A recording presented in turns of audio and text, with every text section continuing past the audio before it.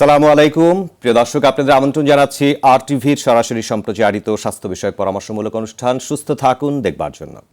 প্রিয় দর্শক, জানুয়ারি মাস বিশ্বজুড়ে থাইরয়েড সচেতনতা মাস হিসেবে পালিত হয়, যার মূল লক্ষ্য থাইরয়েড গ্ল্যান্ডের বিভিন্ন রোগের লক্ষণ, চিকিৎসা এবং জটিলতা সম্পর্কে জনসাধারণকে সচেতন করা।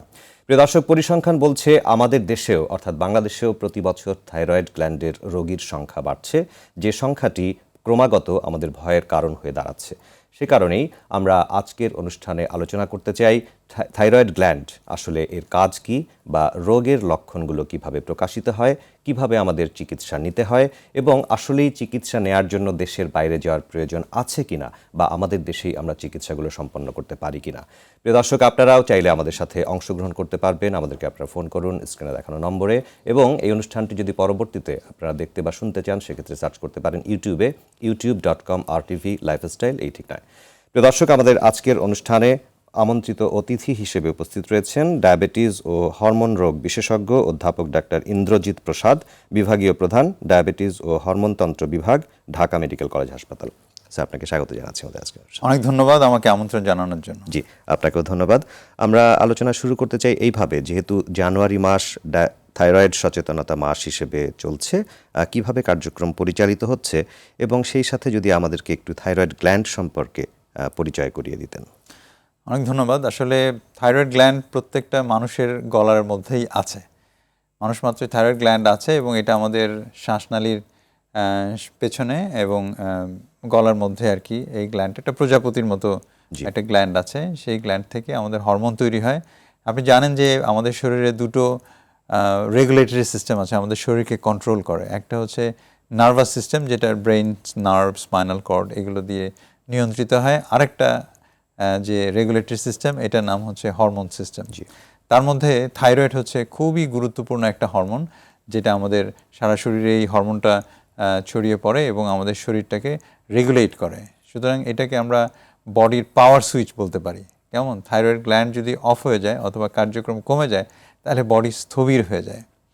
এবং থাইরয়েড গ্ল্যান্ড যদি অতিরিক্ত কাজ করে, তাহলে বডির ওভার অ্যাক্টিভিটি হয়ে নানা রকম জটিলতা হওয়ার সম্ভাবনা থাকে। এবং বাংলাদেশে আপনি ঠিকই বলেছেন যে বাংলাদেশে আসলে থাইরয়েড রোগীর সংখ্যা অনেক, এবং সাম্প্রতিক একটা গবেষণায় দেখা গেছে যে প্রায় 3.5 কোটি থেকে 5 কোটি পর্যন্ত মানুষ কিন্তু থাইরয়েড বিভিন্ন রকম থাইরয়েডের সমস্যা আক্রান্ত আছে। তাহলে এই যে বার্ডেন, এই যে আমাদের যে রোগীর চাপ, এটা কিন্তু অনেক বেশি। সেজন্যই আসলে প্রতি বছর এই জানুয়ারি মাসকে আমরা থাইরয়েড সচেতনতা মাস হিসাবে পালন করে থাকি। আমরা ঢাকার বাইরে বিভিন্ন প্রত্যন্ত অঞ্চলে, বিভিন্ন জেলায় আমরা আসলে কার্যক্রম পরিচালনা করছি, এবং রোগীদেরকে থাইরয়েড রোগ সম্পর্কে সচেতনতা করা, তাদের রোগের লক্ষণগুলো সম্পর্কে পরিচয় করিয়ে দেয়া, এবং দ্রুত গতিতে অল্প সময়ে রোগ শনাক্ত করে যদি আমরা চিকিৎসা করতে পারি, তাহলে আমরা কি কি সুবিধা পাবো, কি কি জটিলতা থেকে মুক্ত হতে পারবো, সেগুলো জানানোই হচ্ছে আমাদের এই মাসের কার্যক্রমের উদ্দেশ্য। জি, এবং আমাদের আজকের আলোচনাও সেই ধারাবাহিকতারই একটি অংশ। সেই হিসেবে আপনি যেহেতু বললেন যে অতি দ্রুত রোগ শনাক্ত করা যায় কিভাবে, সে সম্পর্কে আমরা জনগণকে সচেতন করতে চাই। তাহলে একটু এভাবে জানতে চাই যে আসলে সাধারণ লক্ষণগুলো কি কি রয়েছে, থাইরয়েড গ্ল্যান্ডের যে সকল রোগ হয়ে থাকে সাধারণ লক্ষণগুলো কি? অনেক ধন্যবাদ। এটা আসলে সবার জানা দরকার যে আমি কখন সন্দেহ করব যে আমার থাইরয়েড রোগ হতে পারে এবং আমি চিকিৎসকের শরণাপন্ন হব। তো থাইরয়েড, যেরকম আমি বলেছি, যে 2 রকমের হতে পারে। একটা হচ্ছে হরমোন অনেক বেশি তৈরি হচ্ছে, অথবা হরমোন অনেক কম তৈরি হচ্ছে। যদি হরমোন কম তৈরি হয়, তাহলে লক্ষণগুলো হচ্ছে অকারণে আমি মোটা হয়ে যাব, আমার মাথা কাজ করবে না, চিন্তা ভাবনাগুলো স্লো হয়ে যাবে, মাথার চুল পড়ে যেতে পারে, মহিলাদের মাসিক অনিয়মিত হতে পারে, বন্ধ্যাত্ব হতে পারে, শিশুরা খাটো হতে পারে, এবং শিশুদের কম বুদ্ধিমত্তা সম্পন্ন শিশু, হাওয়াগোবা শিশু হতে পারে, পায়খানা কষা হয়ে যেতে পারে, এবং গলার সামনে ফুলে যেতে পারে, গলাটা গয়টার বলে, যেটা আমরা ঘ্যাগ বলে থাকি, সেটা হতে পারে। রক্তের কোলেস্ট্রল বেড়ে যেতে পারে, হার্টের গতি কমে যেতে পারে। এরকম অনেক রোগ রয়েছে যেগুলো আমরা সন্দেহ করতে পারি যে থাইরয়েড রোগ হচ্ছে। আরেকটা হচ্ছে অতিরিক্ত হরমোন তৈরি হওয়া। অতিরিক্ত হরমোন তৈরি হলে শরীর হাত পা কাঁপবে, ঘাম দিবে, অস্থির লাগবে, অকারণে শুকিয়ে যাবে মানুষ, এবং দেখা যায় অতিরিক্ত টেনশন লাগতে থাকবে, বুক ধরফর করবে, চোখটা একটু বেরিয়ে আসে অনেক সময় কোটর থেকে, গলা ফুলে যেতে পারে। তো এই ধরনের লক্ষণ দেখে কিন্তু আমরা অনেক সময় বুঝতে পারি যে হ্যাঁ আমাদের হয়তো থাইরয়েডের রোগ হয়েছে, সেজন্য একজন চিকিৎসকের পরামর্শ নিয়ে আমরা পরীক্ষা নিরীক্ষায় যেতে পারি। আরেক ধরনের রোগ আছে, থাইরয়েড গ্ল্যান্ডের মধ্যে ছোট ছোট গোটা হয় অনেক সময়, সেটাও একটা থাইরয়েড রোগের লক্ষণ এবং সেটা সম্পর্কেও আমাদের আসলে জানাশোনা সচেতনতা দরকার রয়েছে। জি, আপনার কাছে আমরা খুব পরিষ্কারভাবে রোগের লক্ষণগুলো শুনলাম, এবং যখন এই ধরনের লক্ষণ প্রকাশ হবে তখন অবশ্যই ল্যাবরেটরি ইনভেস্টিগেশনের মাধ্যমে এবং চিকিৎসকের মাধ্যমে আমরা রোগটা সঠিক ডায়াগনোসিস করতে পারলে আমাদের তাড়াতাড়ি রোগ সারানোর জন্য আমাদের উপকার হবে। শিশুরা কি এই রোগে আক্রান্ত হতে পারেন কিনা, বা শিশুরা যদি আক্রান্ত হয় সেই ক্ষেত্রে রোগের লক্ষণগুলো কিভাবে প্রকাশিত হয়? ধন্যবাদ। আসলে শিশুরা ভূমিষ্ঠ হওয়ার পরপরই কিন্তু এরকম লক্ষণ প্রকাশিত হতে পারে যে তার জন্মগতভাবে শিশু কিন্তু প্রথম 3 মাস কিন্তু সে ঠিকমতো হরমোন তৈরি করতে পারে না, কিন্তু শিশুর কিন্তু প্রত্যেকটা অঙ্গের বিকাশের জন্য কিন্তু এই হরমোন দরকার।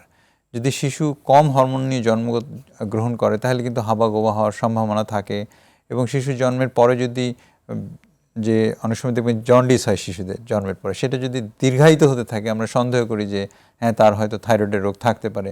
সে যে চিৎকার করে কান্না করে বাচ্চারা, সেটা যদি সে মিউ মিউ করে কাঁদছে, হ্যাঁ তার পায়খানা কঠিন হচ্ছে, অনেক দিন পর পর তার পায়খানা হচ্ছে, সে ঠিকমতো মায়ের বুকের দুধ টেনে খেতে পারছে না, জিহ্বাটা বের হয়ে যাচ্ছে, কেমন মুখ দিয়ে লালা পড়ছে, অথবা তার নাভিটা বাইরের দিকে বের, আম্বিলিক্যাল হার্নিয়া যেটা বলি আমরা, এই ধরনের লক্ষণগুলো শিশু দ্রুতগতিতে যেরকমভাবে লম্বা হওয়ার সম্ভাবনা থাকে, বড় হয় সেরকম হচ্ছে না, খাচ্ছে না। তো এই ধরনের রোগের কিন্তু আমরা লক্ষণ অনেক সময় বুঝতে পারি যে হ্যাঁ থাইরয়েডের রোগ তার হতে পারে। এবং যে শিশুদের চিকিৎসার গুরুত্ব একটাই, এটা একটা গ্রোয়িং পিরিয়ড, তার বডির বিভিন্ন অঙ্গ প্রত্যঙ্গের সাথে তার ব্রেইন গ্রো করছে। একটা জিনিস আমি বলি যে আমাদের দেশের সম্পদ কিন্তু এই শিশুরাই। অবশ্যই। সেই শিশুরা যদি প্রখর বুদ্ধিমত্তা নিয়ে বড় হয় তাহলে কিন্তু তার ডাক্তার হবে, ইঞ্জিনিয়ার হবে, রাজনীতিবিদ হবে, সাংবাদিক হবে, কবি হবে, সাহিত্যিক হবে। কিন্তু সে যদি এই কম বুদ্ধিমত্তা নিয়ে জন্মগ্রহণ করে শুধুমাত্র এই একটা হরমোনের অভাবে, থাইরয়েডের অভাবে, তাহলে কিন্তু সে যেখানে সে সমাজকে দেওয়ার কথা, পরিবারকে, দেশকে দেওয়ার কথা, সেখানে কিন্তু সে অন্যের মুখাপেক্ষী হয়ে যাবে, অন্যের উপর নির্ভরশীল হয়ে যাবে। এর থেকে আসলে দুর্ভাগ্যজনক কিছু হতে পারে না। অথচ একটি থাইরয়েড হরমোন, আমরা সবসময় সচেতন করতে চাই যে জন্ম হওয়ার পরে 7 থেকে 10 দিনের মধ্যে কারো বংশে থাকুক না থাকুক, প্রতিটা শিশুকে থাইরয়েডের পরীক্ষা করতে হবে। এটাকে বলি আমরা ইউনিভার্সাল স্ক্রিনিং। এটা বিরাট একটা সুযোগ যে শিশুকে হাবাগোবা হওয়ার হাত থেকে রক্ষা করা, তার বুদ্ধিমত্তাকে রক্ষা করার জন্য আমরা কিন্তু জন্মের 7 থেকে 10 দিনের মধ্যে প্রত্যেকটা বাবা মাকে আমরা বলে দিই যারা আমাদের টাচে আসে, তারা যেন, আমরা সবসময় ডাক্তারদেরকেও সচেতন করি যে তারা যেন অবশ্যই শিশুর থাইরয়েড টেস্ট করে। যদি আমরা প্রথম মাসের মধ্যে থাইরয়েডটা ধরে তার চিকিৎসা শুরু করতে পারি তাহলে কিন্তু এই যে পার্মানেন্ট ব্রেনের যে ক্ষমতা কমে যাওয়া, ড্যামেজ, সেটা কিন্তু আমরা রক্ষা করতে পারি। এবং আমি মনে করি এটা একটা বড় সুযোগ আমাদের দেশের অ্যাভারেজ আইকিউ বাড়ানোর জন্য। এটার জন্য আমার মনে হয় সবারই চেষ্টা করা উচিত। জি, অত্যন্ত চমৎকার একটি পয়েন্ট বলেছেন যে শিশুদেরকে আসলে এই বিষয়টি ছোটবেলা থেকেই লক্ষ্য করা উচিত যে তার থাইরয়েড গ্ল্যান্ডের কোনো সমস্যা হয়েছে কিনা, এবং সেই অনুযায়ী তাৎক্ষণিক ম্যানেজমেন্ট বা তাৎক্ষণিক ব্যবস্থা গ্রহণ করা উচিত। আরেকটি বিষয় আলোচনায় আনতে চাই, সেটি হচ্ছে যে যারা গর্ভবতী নারী রয়েছেন বা প্রেগনেন্ট অবস্থায় কারো যদি থাইরয়েড গ্ল্যান্ডের সমস্যা থেকে থাকে বা নতুন করে থাইরয়েড গ্ল্যান্ডের সমস্যা তৈরি হয়, সেই ক্ষেত্রে আপনারা কিভাবে ম্যানেজ করেন এবং আপনাদের পরামর্শ কী? অনেক ধন্যবাদ। আসলে প্রেগনেন্সি একটা স্পেশাল সিচুয়েশন, তাই না? 9 মাসের মধ্যে অনেক তার ডাইনামিক চেঞ্জ হতে থাকে, তার বডির অনেক গতি প্রকৃতি চেঞ্জ হতে থাকে, এবং প্রেগনেন্সি হওয়ার জন্য কিন্তু থাইরয়েড হরমোনটা খুব এসেনশিয়াল। তারপরে অনেক সময় দেখা যায় যে থাইরয়েড অ্যাবনর্মাল থাকা অবস্থায় অনেকের প্রেগনেন্সি হয়ে যায়। তারপর যারা বন্ধ্যত্ব, তাদের কিন্তু অনেক বড় একটা অংশ কিন্তু থাইরয়েড রোগের কারণে বন্ধ্যত্ব হচ্ছে। তো অনেকে বন্ধ্যাত্ব রোগে ভুগছেন, কিন্তু হয়তো এটা যদি আইডেন্টিফাই না হয় যে থাইরয়েড রোগের কারণে তার বন্ধ্যাত্ব, তাহলে কিন্তু কোনো চিকিৎসা কোনো কাজে আসবে না। সুতরাং আমরা খুবই গর্বিত, আমাদের গাইনোকোলজিস্টরা কিন্তু অনেক আপডেটেড, এবং তারা কিন্তু প্রেগনেন্সি কেউ যদি নিতে চায়, প্রেগনেন্সির আগে তো অনেক সময় ডাক্তারের কাছে যায়, তারা কিন্তু অনেক টেস্ট করেন, তার মধ্যে কিন্তু থাইরয়েডও একটা। তো যদি কোনো কারণে আগে টেস্ট করা না হয়ে থাকে, প্রেগনেন্ট অবস্থায় গিয়ে যদি ধরা পড়ে, তাহলে কিন্তু চিকিৎসাটা খুবই জরুরি। এবং দেখা যায় যে যারা আগে থেকে থাইরয়েড হরমোন পাচ্ছে, প্রেগনেন্সি অবস্থায় তাকে এবং তার শিশুর জন্য আলাদাভাবে কিন্তু আমাদের ডোজ দিতে হয়। প্রেগনেন্সি হওয়ার সাথে সাথে কিন্তু আমরা ডোজ বাড়িয়ে দিই। আর নতুনভাবে যদি ধরা পড়ে তাহলে ফুল ডোজে, নর্মালি কী করি আমরা অল্প ডোজ দিই, তারপর আস্তে আস্তে শুরু করে আস্তে আস্তে বাড়াই। কিন্তু প্রেগনেন্সিতে কিন্তু ফুল ডোজে থাইরয়েড শুরু করে দিতে হয়, কারণ বাচ্চার ব্রেনের ডেভেলপমেন্ট এই থাইরয়েড হরমোনের উপরে নির্ভর করছে। বাচ্চার নষ্ট হয়ে যাওয়া, গর্ভপাত হয়ে যাওয়া এবং বাচ্চা বিকলাঙ্গ হওয়া থেকে শুরু করে অনেক কিছুই কিন্তু থাইরয়েড রোগের কারণে হতে পারে। তো সেজন্য নর্মালি আমরা যেটা করি 3 থেকে 6 মাস পর পর থাইরয়েডের রোগের জন্য আমরা টেস্ট করি, কিন্তু প্রেগনেন্সি অবস্থায় কিন্তু প্রতি মাসেই আমরা থাইরয়েড টেস্ট করার জন্য আমরা এনকারেজ করি সমস্ত ডাক্তারদের যেন তারা যেন প্রতি মাসে এই রোগীদেরকে সচেতন করার চেষ্টা করি, প্রতি মাসেই যেন তারা TSH নামক যে পরীক্ষাটি আছে সেটা করে কিন্তু থাইরয়েডের যে ডোজটা অ্যাডজাস্ট করা, এটা কিন্তু খুব সূক্ষ্মভাবে অ্যাডজাস্ট করতে হয়, তাতে মা এবং শিশু দুজনেরই সুস্বাস্থ্য নিশ্চিত হয়। তো সেটা যেন করা যায়, সেটা প্রতি মাসে আমরা টেস্ট করে করে ডোজটা একটু অ্যাডজাস্ট করে নিতে বলি, কারণ যত বড় হবে শিশু তার থাইরয়েডের ডিমান্ড তত বাড়বে, সে বড় হওয়ার জন্য তত বেশি থাইরয়েড অবশ্যই গর্ভাবস্থায় থাইরয়েড গ্ল্যান্ডের টেস্ট করা এবং সেই অনুযায়ী চিকিৎসা দেওয়াটা অত্যন্ত জরুরি যেটি আপনি বলতে চেয়েছেন। আমরা ছোট্ট একটি বিরতিতে যাব, বিরতির পরে এসে থাইরয়েড গ্ল্যান্ডের অন্যান্য রোগ এবং তার প্রতিকার সম্পর্কে আলোচনা করব। প্রিয় দর্শক, সুস্থ থাকুন অনুষ্ঠানের এই পর্যায়ে খুব সংক্ষিপ্ত সময়ের একটি বিরতিতে যাচ্ছি আমরা, কিছুক্ষণের মধ্যে ফিরবো, আমাদের সঙ্গে থাকবেন।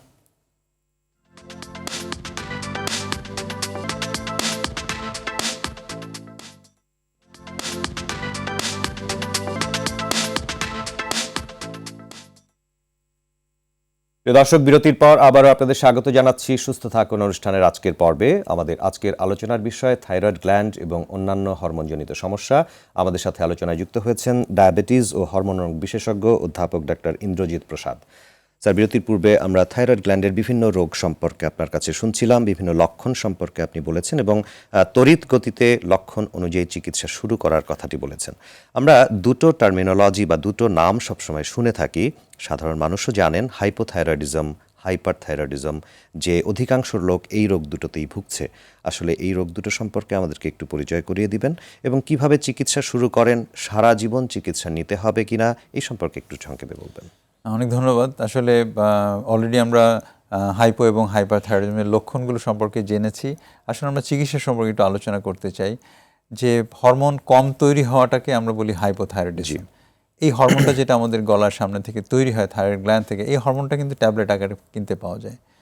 তো যদি কারো হরমোন কম তৈরি হয়, হাইপোথাইরয়েডিজম হয়, সেক্ষেত্রে কিন্তু এই ট্যাবলেটটা কিন্তু বাজারে এই ট্যাবলেটটাই কিন্তু হরমোন আকারে কিনতে পাওয়া যায় এবং সেটা আমরা খেয়ে কিন্তু এই ঘাটতিটা পূরণ করতে পারি। কারো সাপোজ 10 ভাগ হরমোন প্রয়োজন প্রতিদিন চলার জন্য, সে প্রতিদিন 3 ভাগ হরমোন তৈরি করছে, তাহলে 7 ভাগ হরমোন বাইরে থেকে যোগ করে দিলেই কিন্তু আমাদের হরমোনের ঘাটতি পূরণ হয়ে গেল এবং উনি কিন্তু সুস্থ থাকবেন।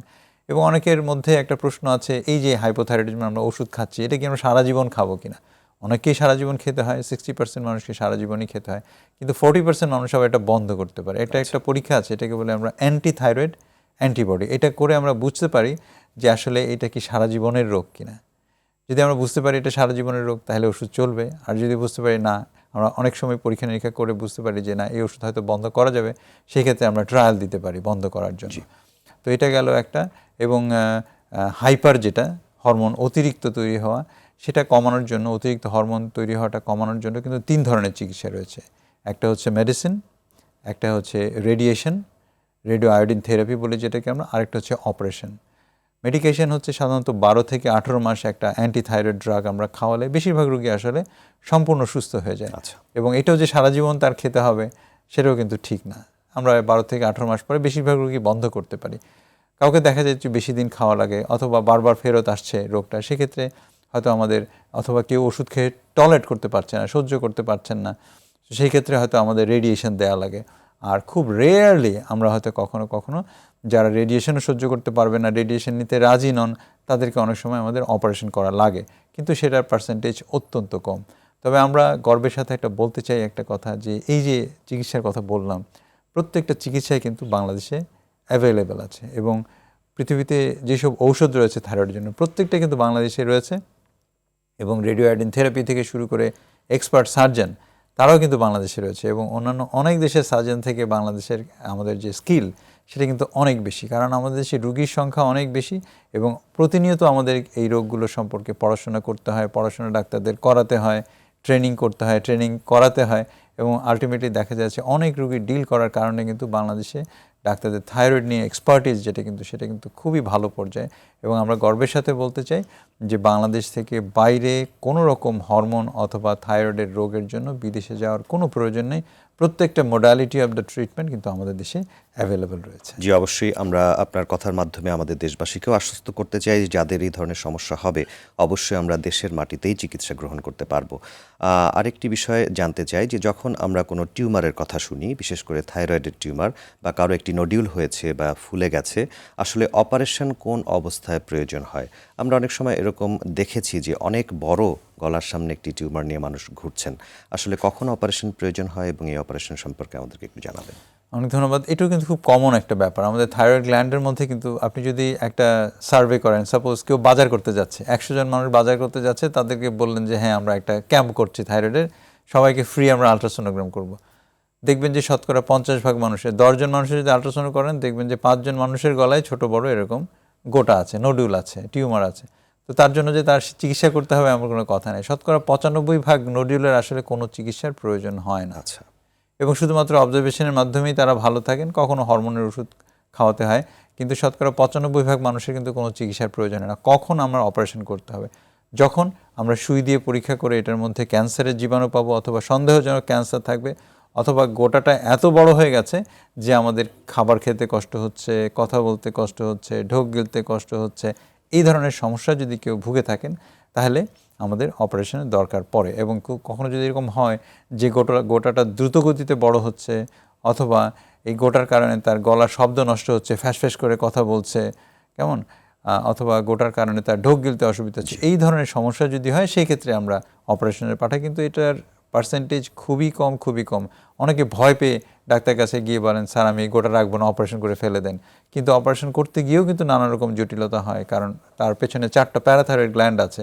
সেই প্যারাথাইরয়েড গ্ল্যান্ড যদি কোনো সময় কেটে যায় তাহলে কিন্তু তার শরীরে ক্যালসিয়াম কমে যাবে, প্রতিদিন 10টা 15টা করে ট্যাবলেট খেতে হবে।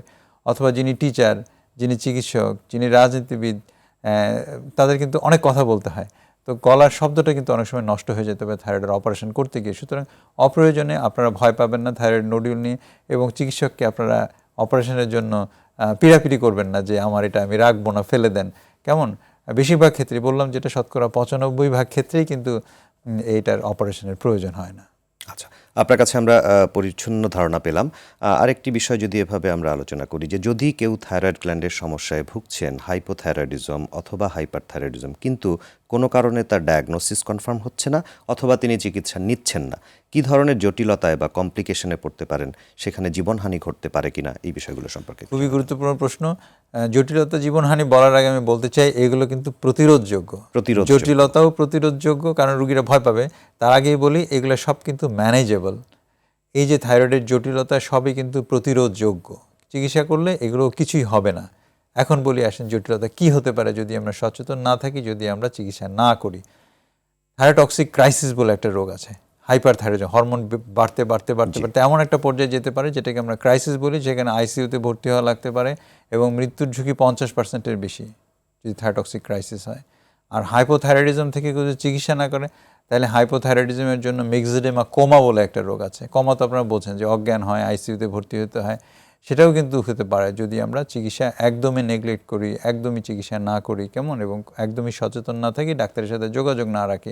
সুতরাং হাইপো এবং হাইপারথাইরয়েডিজম দুটোই কিন্তু আপনার মৃত্যুর ঝুঁকি বয়ে আনতে পারে, যদিও চিকিৎসাটা অত্যন্ত সহজ, একটা মাত্র ওষুধের মাধ্যমেই এটা চিকিৎসা করা যায়। যেমন ডায়াবেটিসের 20টা ওষুধ আছে, থাইরয়েডের কিন্তু একটা ওষুধ।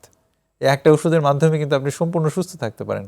শুধু প্রয়োজন একটু সচেতনতা, একটু জেনে নেওয়া যে আসলে আমার চিকিৎসাটা কীভাবে করতে হয়, কদিন পর পর ডাক্তার কাছে যেতে হবে, কীভাবে ওষুধ খেতে হবে, এবং ওষুধ খাওয়ার ব্যাপারে একটু সচেতনতা করে দিই আমি। থাইরয়েড সবসময় খাবার আধা ঘন্টা আগে খেতে হয়, জি, এবং এটা খাওয়ার পরে 45 মিনিট পর্যন্ত আপনি চা, কফি, দুধ এগুলো খেতে পারবেন না। অন্য ওষুধের সাথে অনেক সময় যোগ করে খেলে থাইরয়েডের গুণাগুণ নষ্ট হয়। যেমন হচ্ছে আয়রন, ভিটামিন, গ্যাস্ট্রিক, ক্যালসিয়াম, এই ধরনের ওষুধ যদি থাইরয়েড ওষুধ খাওয়ার 4 ঘন্টার মধ্যে আপনি খান, থাইরয়েডের কার্যকারিতা সম্পূর্ণভাবে নষ্ট হবে এবং অযথা আপনার ওষুধটা নষ্ট হবে, কোনো কাজে আসবে না। সুতরাং আপনার চিকিৎসকের সাথে কথা বলে আপনি জেনে নেবেন। শুধুমাত্র ওষুধ খাওয়া নয়, ওষুধ খাওয়ার নিয়মটাও আপনাকে সঠিকভাবে জেনে নিতে হবে। আপনি ঔষধ খাওয়ার নিয়মটাও আমাদেরকে সঠিকভাবে জানিয়ে দিলেন এবং অবশ্যই আমরা যখন থাইরয়েড গ্ল্যান্ডের কোনো চিকিৎসা নেব, চিকিৎসকের পরামর্শ নেব বা তিনি যখন প্রেসক্রিপশন করবেন তখন ঔষধ আমরা কিভাবে খাবো বা অন্যান্য নিয়মকানুন কিভাবে আমরা পালন করব সেই বিষয়ে আমাদেরকে পরামর্শ গ্রহণ করতে হবে এবং সে অনুযায়ী চলতে হবে। আপনাকে অসংখ্য ধন্যবাদ আমাদের আজকের অনুষ্ঠানে সময় দেওয়ার জন্য এবং থাইরয়েড গ্ল্যান্ডের বিভিন্ন রোগ সম্পর্কে আমাদের দর্শকদেরকে সচেতন করবার জন্য। আপনাকে অনেক ধন্যবাদ, আরটিভিকে ধন্যবাদ এবং আমার দর্শক যারা শুনলেন সবাইকে ধন্যবাদ এবং অভিনন্দন। জি, ধন্যবাদ স্যার। প্রিয় দর্শক, এতক্ষণ আমরা থাইরয়েড গ্ল্যান্ডের বিভিন্ন রোগ সম্পর্কে আলোচনা করেছি, রোগের লক্ষণগুলো শুনেছি এবং চিকিৎসা যে অত্যন্ত গুরুত্বপূর্ণ সেই বিষয়ে আমরা আশ্বস্ত হবার চেষ্টা করেছি। আমরা অবশ্যই খেয়াল করব যে আমাদের শরীরে এই লক্ষণগুলো প্রকাশিত হচ্ছে কিনা এবং যদি আমরা সন্দেহ করি যে এরকম লক্ষণ আমাদের শরীরে প্রকাশিত হয়েছে, যেগুলি আমরা আজকের অনুষ্ঠানে শুনেছি, তাহলে অবশ্যই চিকিৎসকের পরামর্শ নেব, প্রয়োজনীয় ইনভেস্টিগেশন করব এবং প্রয়োজনে আমরা চিকিৎসা বা ঔষধ গ্রহণ করতে থাকব। প্রিয় দর্শক, সকলেই যদি আমরা সচেতন হই থাইরয়েড গ্ল্যান্ড সম্পর্কে, তাহলে এই রোগের জটিলতাও আমরা দূর করতে পারবো। আপনাদের সকলকে ধন্যবাদ আজকের অনুষ্ঠানের আলোচনা শুনবার জন্য এবং আগামী সপ্তাহে সুস্থ থাকুন দেখবার আমন্ত্রণ জানিয়ে আজকের মতো বিদায় নিচ্ছি। আল্লাহ হাফেজ।